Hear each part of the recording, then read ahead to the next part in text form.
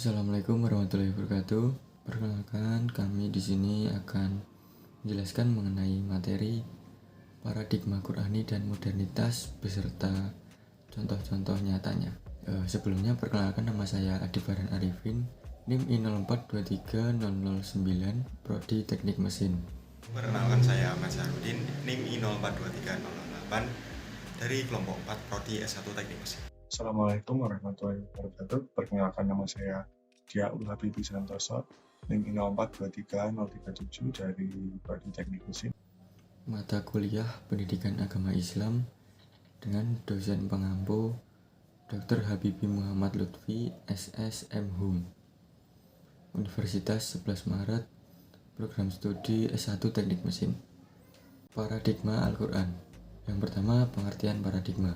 Secara etimologis, paradigma berasal dari dua kata, yaitu para dan digma. Para berarti di bagian, di sebelah, di samping, dan kata digma berarti sudut pandang, teladan, ideal, atau model. Secara terminologis, paradigma berarti cara pandang yang menyeluruh dan konseptual terhadap realita dengan menggunakan teori-teori ilmiah yang baku. Selanjutnya, pengertian Al-Quran. Al-Quran merupakan wahyu Allah Subhanahu wa Ta'ala yang diturunkan kepada Nabi Muhammad SAW melalui malaikat Jibril sebagai pedoman hidup bagi umat manusia. Selanjutnya, pengertian paradigma Al-Quran. Paradigma Al-Quran yaitu cara pandang dan cara berpikir tentang suatu realita atau suatu permasalahan berdasarkan Al-Quran. Yang kedua, pengertian modernitas. Modernitas adalah periode waktu atau era umat manusia yang ditentukan oleh perubahan ilmu pengetahuan, teknologi, dan sosial ekonomi yang dimulai di Eropa sekitar tahun 1650 yang meletakkan manusia sebagai senter ilmu pengetahuan. Modernitas telah mengubah wajah dunia dari kusam menjadi bersinar, lambat menjadi cepat, tradisional menjadi rasional. Cara mencapai kemajuan pada masa keemasan Islam atau periode klasik. Yang pertama, menjadikan Al-Quran sebagai paradigma kehidupan. Diwujudkan dengan Al-Quran sebagai paradigma pengembangan iptek dan budaya.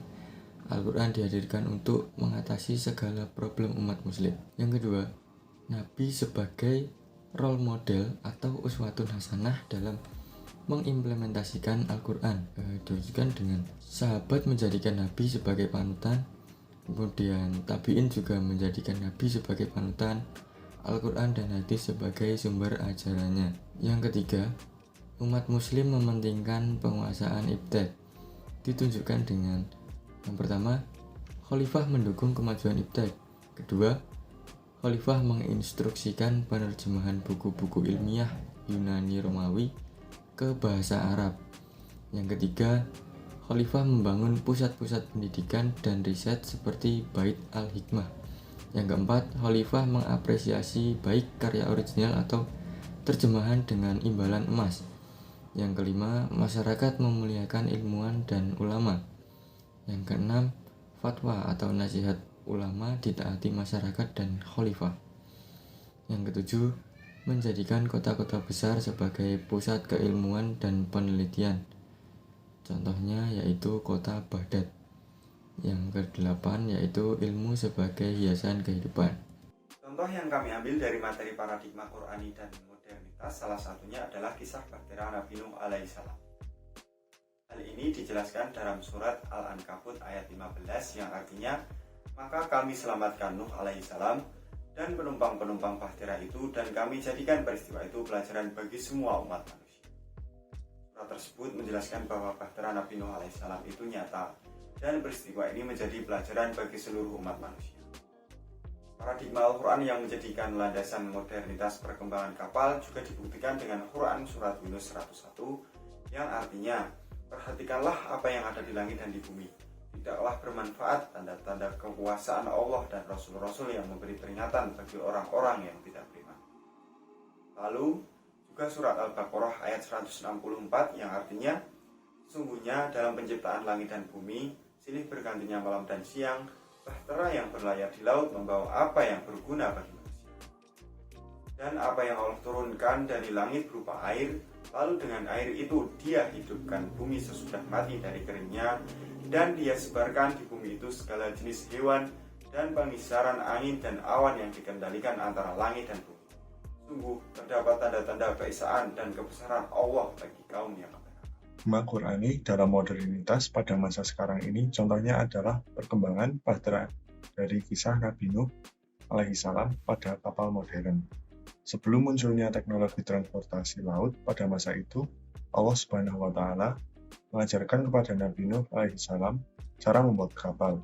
Allah memerintahkan Nabi Nuh untuk membangun bahtera besar untuk menyelamatkan dirinya, keluarga, dan berbagai jenis hewan dari banjir besar yang akan datang. Bahtera ini melambangkan inovasi dan teknologi yang diperlukan untuk bertahan hidup dalam kondisi ekstrim. Selain itu, kisah ini juga dapat diinterpretasikan sebagai simbol perubahan sosial dan moral. Nabi Nuh dianggap sebagai pembawa pesan yang mencoba memperingatkan masyarakatnya tentang kesalahan mereka dan mengajak mereka untuk kembali kepada kebenaran.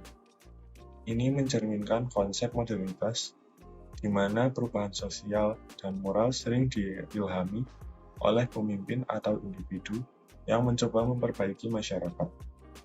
Secara umum, kisah Nabi Nuh dapat diinterpretasikan dalam konteks modernitas sebagai cerita tentang inovasi teknologi, perubahan sosial, dan penyelamatan manusia dari bencana besar.